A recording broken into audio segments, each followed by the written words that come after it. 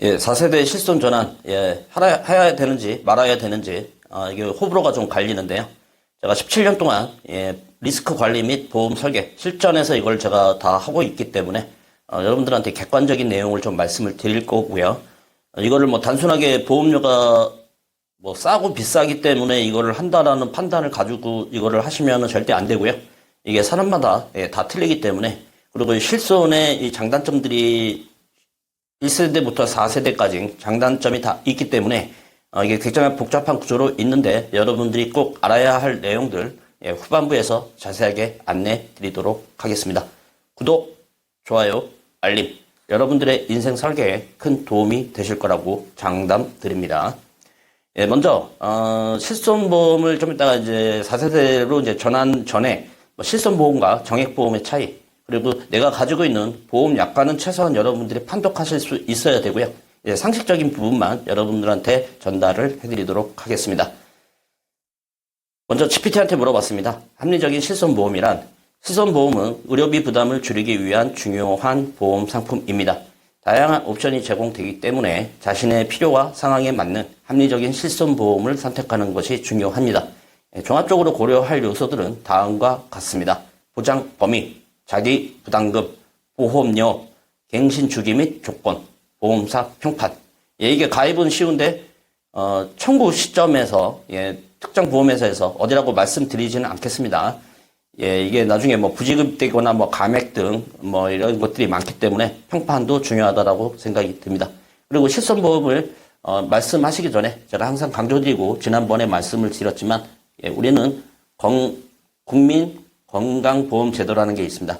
그래서 이 부분 지난번에 올려드렸으니까 그 내용 좀 참고하시고, 국민건강보험에서 안 되는 부분들을 보상을 받기 위해서 우리가 실손보험을 가입하죠.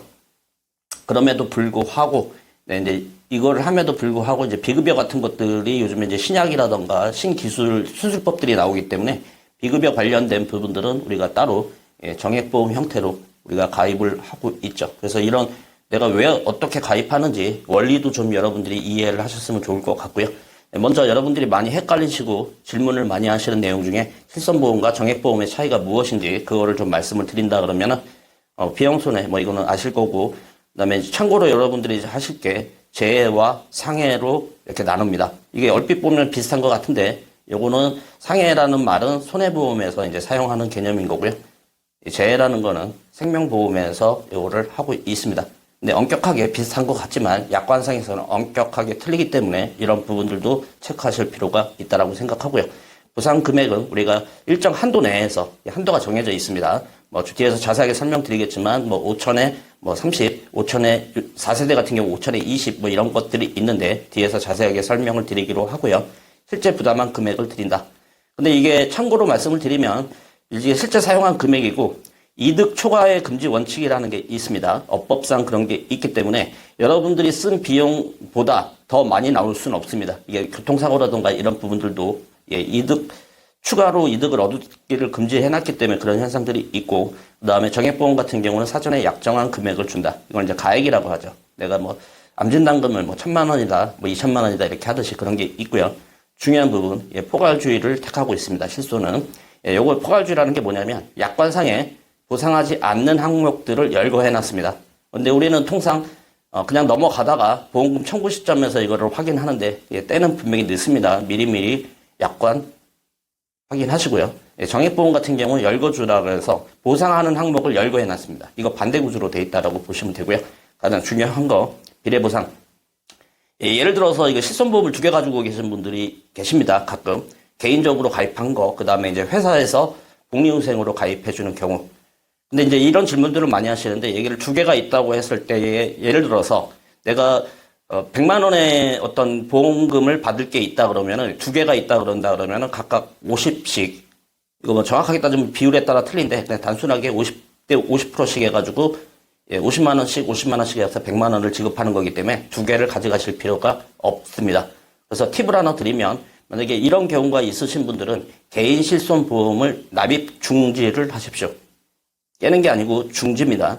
중지해서 내 거를 내지 않다가 회사 거로 사용을 하다가 어차피 하나만 해도 정확하게 100만 원이 나오는 거니까 회사 거를 사용하다가 퇴사를 하셨을 경우에 내 거를 다시 정상대로 이제 진행을 하시면 되겠죠.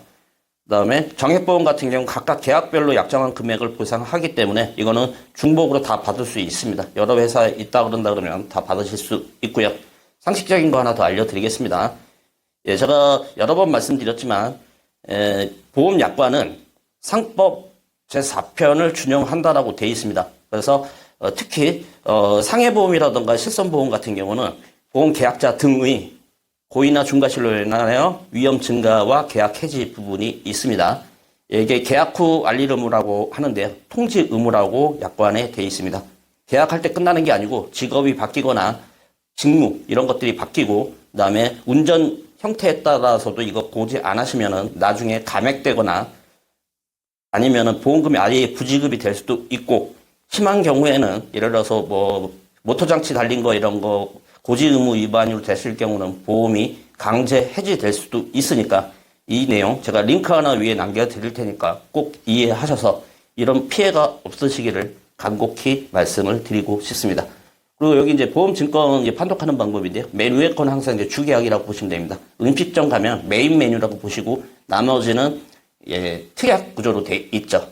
스케다시라고 보시면 됩니다. 자, 여기서 실손보험은 옛날 같은 경우는 실손보험을 이런 식으로 특약 구조로 같이 넣어서 판매를 했습니다. 그래서 여기서 보실 때 여기 보시면 15년 납으로 돼 있죠. 간혹 이거를 이해 못 하시는 분들은 이게 15년 납이니까 3년 갱신되면 5번 갱신되는구나 이렇게 생각하시는 분들이 계신데 아닙니다. 요거는 15년 납입이 끝나더라도 3년 주기로 계속 갱신이 돼서 종신납이라고 이해하시면 됩니다. 실손 같은 경우는 종신납입니다. 그리고 나머지 예를 들어서 특약 같은 경우가 지금 다 비갱신형으로 되어 있는데 여기 예를 들어서 이런 특약도 예를 들어서 뭐 3년 갱신이다, 1년 갱신이다 그런다 그러면 이거조차도 납입기간 15년 외에 계속적으로 내야 된다라는 거. 여러분들이 이 정도는 알아야 설계사들하고 대화를 할 때 어느 정도 여러분들이 우위권을 갖고 소비자의 합리적인 권리 행사를 하실 수 있을 거라고 생각이 듭니다. 자, 실손보험을 이렇게 정리를 해놨는데요. 그러니까 복잡한데 여러분들이 꼭 아실 만한 내용만 또 쪽집게로 꼽아 드리도록 하겠습니다. 크게 우리가 1세대, 2세대, 3세대, 4세대로 나누고요. 1세대 같은 경우는 2009년 7월 이전에 가입한 초창기 개념이라고 보시면 됩니다. 이게 각각 다 장단점이 있는데 이거를 여러분들이 정확하게 알고 나서 여러분들이 실손 전환을 할지 그런 부분을 여러분들이 고민하시면 될 것 같고요. 1세대의 가장 큰 장점은 뭐냐면 자기분담금이 없습니다. 지금 같은 경우 4세대 이게 이제 자기분담금이 늘어나면서 4세대 실손의 특징이 뭐냐면 이 비급여 부분이 30%까지 간다는 얘기입니다. 이건 이제 건강보험하고 연결돼 있기 때문에 건강보험편 참조를 하시면 되고요. 비급여 30 이렇게 돼 있습니다. 그래서 자기분담금이 없다라는 개념으로 본다 그러면 1세대가 가장 좋죠. 그 다음에 갱신 주기는 뭐 3년짜리도 있고 여러 가지가 있는데 통상 5년짜리가 많습니다. 1세대 같은 경우. 그 다음에 보상 한도는 이거 회사별로 상이하고요. 요즘 같은 경우는 밑에 보시게 되면 이제 5천에 30 이런 식으로 돼 있는데, 요거는 1억짜리도 있는 경우가 가끔 있습니다. 그래서 그런 부분들은 굉장히 좀 메리트가 있겠죠. 그 다음에 이제 비급여 치료, 비급여 치료가 있는데, 여기서 이제 입원, 통원, 의료비 포함, 이렇게 돼 있고요. 똑같습니다. 여기까지. 이렇게 돼 있습니다. 그 다음에 2세대 같은 경우는 표준화가 1차에서 3차까지도 나눠집니다. 이게 굉장히 좀 여러 차례 개정이 됐었는데, 이렇게 되고요. 여기서 이제 요 부분도 가지고 계신 분들이 많은데 참조로 여기서 하나 말씀드리면 여러분들이 요거를 판독할 때 5천에 30이라는 건 뭐냐면 입원 1년 동안에 입원했을 때 5천만 원 범위 내에서 보상을 해드린다는 얘기인 거고요. 통원은 30입니다. 이렇게 돼 있다. 외래 25, 처방 25 이렇게 돼 있고 위에는 똑같습니다. 이렇게 돼 있고 3세대 실손부터 이제 착한 실손이라고 해서 이때는 이제 끼어 팔기가 안 되고 단독으로 판매하고요. 이때부터는 갱신 주기가 1년으로 줄어듭니다. 그래서 아까 말씀드렸던 실손, 4세대 실손 전환했을 때 가장 단점이 뭐냐면 1년 갱신이 된다는 게 가장 단점입니다. 그래서 이런 부분들 좀 참조하시면 됩니다. 그리고 이제 4세대 실손. 요게 지금 2021년도 7월 이후부터 이게 나왔는데, 제 기억으로는 이게 처음에 나왔을 때, 보험사나 보험 설계사 분들이, 요거를 전환을 하게 되면 1년 동안 보험료를 50% 할인을 해준다라는 마케팅을 폈죠. 예, 정확하게 저는 그게 마케팅이라고 봅니다. 예, 그렇게 돼 있고요. 마찬가지로 요게 이제 가장 큰 단점은 뭐냐면 비급여가 30%까지 갔기 때문에 요게 가장 큰 단점이라고 보시면 됩니다. 그리고 여기 보상 한도가 통원이 20만 원 한도로 예, 축소를 시켜놨습니다. 요게 이제 가장 큰 치명타고요. 그리고 여기서 이제 꼭 알아야 될 게 뭐냐면 가장 여러분들이 좀 주의해서 볼 게 뭐냐면 여기 할인율 적용이라는 게 있는데 만약에 내가 사용한 게 없다. 그럼 5% 할인을 해드립니다. 그리고 100만 원 같은 경우는 동결. 150만 원을 넘어가게 되면 100%가 올라가고 200만 원을 쓰게 되면 200%, 300만 원을 쓰면 300%. 예, 이게 가장 치명적인 건데요. 그래서 정리를 해드리겠습니다. 만약에 이게 지금 나온 취지가 뭐냐면 그거라고 보시면 됩니다. 우리가 비급여 치료, 급여 말고 급여는 건강보험, 국민건강보험 적용되는 게 급여고 비급여가 지금 많이 늘어나고 있는데 대표적인 게 도수 치료 같은 거, 불필요한 주사 같은 거, 예, 이런 것들을 좀 불필요하게 어떻게 보면 이게 뭐 일부 병원일 수도 있겠지만 병원의 도덕적 해이라고 봅니다. 과잉 진료겠죠. 안 해도 되는 부분들을 예, 무리수를 둬서 하는. 그리고 어떻게 보면은 소비자로 하여금 실손을 청구 가능하다라는 그런 논리를 펴서 어떻게 보면 비도덕적인 행위라고 생각을 합니다. 예, 환자를 마루타로 만드는 걸 수도 있겠죠. 예, 그래서 그런 부분하고 소비자분들은 꼭 내가 정말 아프면은 뭐 어떤 실손을 쓰는 게 맞지만 별로 그렇게 큰 증상이 없는데 무리해서 실손을 받기 위한 그런 행위들, 예, 그런 것들이 다 보험료 인상에 영향을 줬고요. 이거를 잡겠다라는 겁니다. 그래서 결론을 말씀을 드리겠습니다. 만약에 내가 여태까지는 병원도 안 갔었고 앞으로도 뭐 맞출 수는 없지만 안 갈 확률이 높다 그러면은 갈아타시는 것도 현재 시점에서는 보험료를 줄일 수 있기 때문에 맞다라고 보고요. 근데 다만 내가 과거에 지금 치료력이 많고 앞으로도 받을 확률이 높다고 하신다면 일단은 이걸 신중하게 판단하셔서 지금 단순하게 예를 들어서 내가 6, 7만 원, 10만 원 내던 거를 뭐 2, 3만 원으로 줄인다라는 이런 현재 내는 시점만 가지고 판단한다면 여러분들은 치명타가 올 수 있다라고 생각이 듭니다. 그다음에 밑에 좀 참고로 또 하나 말씀을 드리면 우리가 정신이나 행동장애는 이게 지금 안 되는 걸로 알고 있는데 2세대가 아까 제가 그 3차까지는 개정이 됐다 그랬는데 쉽게 말씀드리면 2016년도 1월 이후부터 4세대 실손까지에서는 급여 부분에 보게 되면 우울증, 주의력 결핍, 틱장애 이거 아이들한테 틱장애 좀 있는 경우가 많죠. 그래서 이런 경우는 보장이 됩니다. 그다음에 이제 한방병원과 치과 같은 경우는 1세대 같은 경우는 상해 의료비가 보장이 됩니다. 그리고 한방에서는 입원은 되고 통원은 안 되고 치과는 질병은 안 되고 상해는 됩니다. 그다음에 직장, 학문 예, 이거 같은 경우 급여는 진행이 되고요. 그다음에 비급여 같은 경우는 되지 않습니다. 단 1세대는 면책입니다.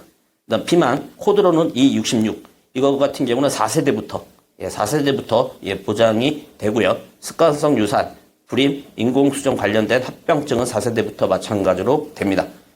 그리고 여기 또 하나 좀 말씀을 드리면 이제 해외에 우리가 나가는 경우가 많죠. 장기 체류, 뭐 파견이라던가 뭐 이런 부분이 있는데 만약에 여러분들이 해외 장기 체류를 3개월 이상 하셨을 경우에는 마찬가지로 납입 중지를 하실 수 있습니다.